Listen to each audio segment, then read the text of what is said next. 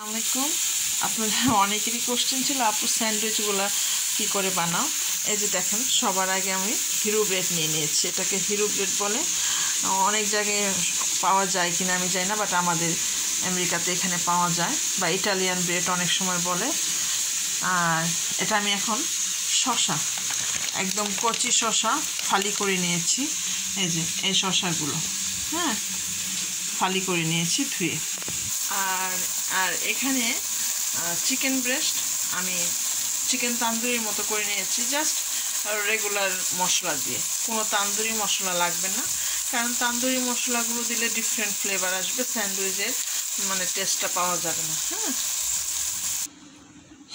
ব্রেডগুলো আমি ফালি করে নিয়েছি, এখন একটু টোস্ট করে নেব। হ্যাঁ, তারপর ফিরে আসবো। এই যে চিকেন রান্না করছি না, এই ডিশটাতে একটু পোড়া পোড়া লেগে আছে না, এই মশলার মধ্যেই ব্রেডগুলো আমি দিয়ে দেব, কারণ এটার একটা বার্নিং স্মেলটা খুব ভালো লাগবে এটার সাথে। এখানে আমি একটা হাতে করা সস দিয়ে দিচ্ছি,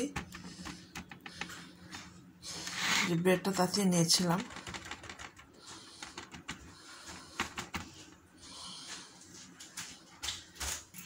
তো আমি কিউকাম্বারও দিয়ে দিচ্ছি উপরে, তারপরে যেটাতে দিয়ে দিচ্ছি।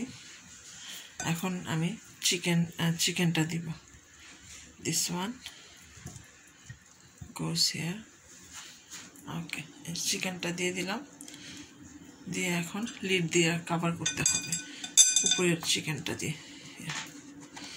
এটা হয়ে গেল। আর এখন এটাতে একটা দিব।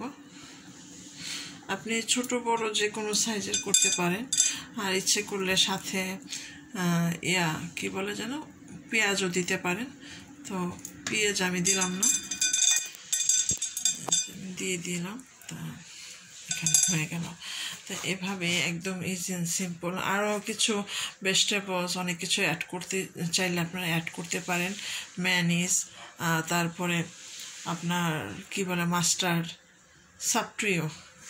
তো এভাবেই মানে সহজ উপায়ে ঘরে বাচ্চাদের জন্য, বড়দের জন্য ব্রেকফাস্ট, বিশেষ করে এটা ডিনারে টেস্ট লাগে, রাতের খাবারটাতে খুব ভালো লাগে, এই আর কি, ঝটপট। তো ধন্যবাদ, সবাই অনেক ভালো থাকবেন, সুস্থ থাকবেন। আসসালামু আলাইকুম।